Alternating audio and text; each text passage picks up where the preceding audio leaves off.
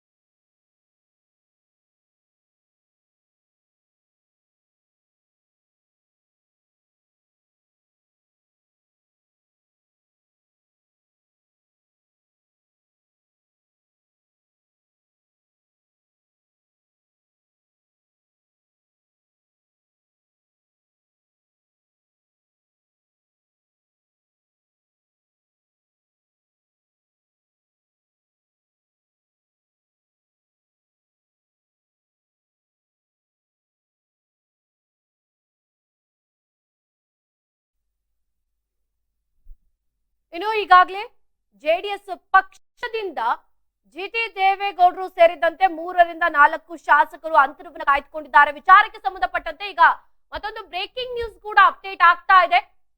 ಜಿಟಿ ದೇವೇಗೌಡ ಸೇರಿ 3-4 ಶಾಸಕರು ಅಂತರವನ್ನ ಕಾಯ್ದುಕೊಂಡಿದ್ದಾರೆ, ದೂರ ಉಳಿದಿದ್ದಾರೆ ಅನ್ನೋ ವಿಚಾರಕ್ಕೆ ಸಂಬಂಧಪಟ್ಟಂತೆ ಈಡೆನ್ಸ್ ನ್ಯೂಸ್ಗೆ ಶಾಸಕ ಜಿಟಿ ದೇವೇಗೌಡ ಪ್ರತಿಕ್ರಿಯೆಯನ್ನ ವ್ಯಕ್ತಪಡಿಸಿದ್ದಾರೆ. ಎಲೆಕ್ಷನ್ಗೆ ಇನ್ನೂ ಕೂಡ 3 ವರ್ಷ ಇದೆ, ನೋಡೋಣ ಅನ್ನೋ ಒಂದು ಮಾತನ್ನ ಹೇಳಿದ್ರು. ಜೊತೆಗೆ ಪಕ್ಷದಲ್ಲಿ ಇರ್ತೀರಾ ಅಥವಾ ಹೋಗ್ತೀರಾ ಅನ್ನೋ ಒಂದು ಮಾತನ್ನ ಕೇಳಿದ್ದಕ್ಕೆ ಅವ್ರು ಇರಿಸ್ಕೊಂಡ್ರೆ ನಾನು ಇರ್ತೀನಿ, ಇಲ್ಲ ಅಂದ್ರೆ ನಾನು ಹೋಗ್ತೀನಿ, ಆಚೆ ಹಾಕಿದ್ರೆ ಹೋಗ್ತೀನಿ ಅನ್ನೋ ರೀತಿಯಾಗಿ ಮಾತನಾಡಿದ್ರು. ಎಲ್ಲ ಒಂದು ಕಡೆ ನೇರವಾಗಿ ದಳಪತಿಗಳ ಕಡೆಗೆ ಬೆಟ್ಟನ್ನ ಮಾಡಿ ತೋರಿಸಿದ್ದಾರೆ ಅಂತ ಹೇಳ್ಬೋದು.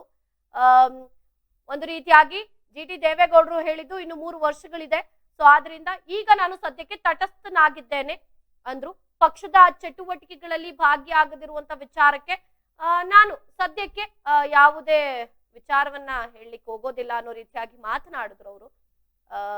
ಎಲೆಕ್ಷನ್ ಇನ್ನು 3 ವರ್ಷ ಇರೋದ್ರಿಂದ ಯಾವುದೇ ನಿರ್ಧಾರವನ್ನ ಕೈಗೊಂಡಿಲ್ಲ, ಮುಂದಿನ ದಿನಗಳಲ್ಲಿ ತೆಗೆದುಕೊಳ್ಬಹುದು, ಆದ್ರೂ ಅದು ಇನ್ನು ನಿರ್ಧಾರವನ್ನ ಮಾಡಿಲ್ಲ, ಸದ್ಯಕ್ಕೆ ನಾನು ತಟಸ್ಥವಾಗಿದ್ದೀನಿ ಅನ್ನೋ ಒಂದು ಮಾತನ್ನ ಹೇಳಿದ್ದಾರೆ. ಜೊತೆಗೆ ದಳಪತಿಗಳಿಗೆ ದಳಪತಿಗಳ ಕೋರ್ಟ್ಗೆ ಚೆಂಡನ್ನ ಹಾಕಿರುವಂತದ್ದು. ಸೊ ಅವರು ಯಾವ ರೀತಿಯಾಗಿ ನಿರ್ಧಾರವನ್ನ ಕೈಗೊಳ್ತಾರೆ ಅದ್ರ ಮೇಲೆ ಮುಂದಿನದಾಗಿ ನಮ್ಮ ನಿರ್ಧಾರ ಇರುತ್ತೆ ಅನ್ನೋ ರೀತಿಯಾಗಿ ಮಾತನಾಡಿದ್ರು. ಒಟ್ಟಾರೆಯಾಗಿ ಈಗ ಏನು ಕುಮಾರಸ್ವಾಮಿ ಅವರು ದೂರವಾಣಿ ಕರೆ ಮುಖಾಂತರ ಒಂದು ಮನವೊಲಿಸುವ ಪ್ರಯತ್ನ ಇರ್ಬೋದು, ಈ ರೀತಿಯಾಗಿ ಒಂದಷ್ಟು ವಿಚಾರಗಳು ಕೇಳಿ ಬರ್ತಾ ಇದೆ.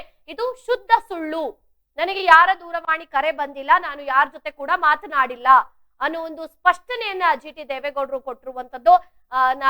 ನನ್ನ ಬಳಿ ಕೂಡ ಯಾರು ಬಂದು ಮಾತನಾಡಿಲ್ಲ, ಫೋನ್ ಕರೆ ಆಗಿರ್ಬೋದು, ನಾನು ಕೂಡ ಯಾರ ಜೊತೆ ಮಾತನಾಡಿಲ್ಲ, ಇದೆಲ್ಲ ಶುದ್ಧ ಸುಳ್ಳು ವಿಚಾರ, ಇದನ್ನ ನಾನು ನಂಬಲ್ಲ, ಯಾರು ನಂಬಾರ್ದು ಅನ್ನೋ ಒಂದು ರೀತಿಯಾಗಿ ಮಾತನಾಡಿದ್ರು.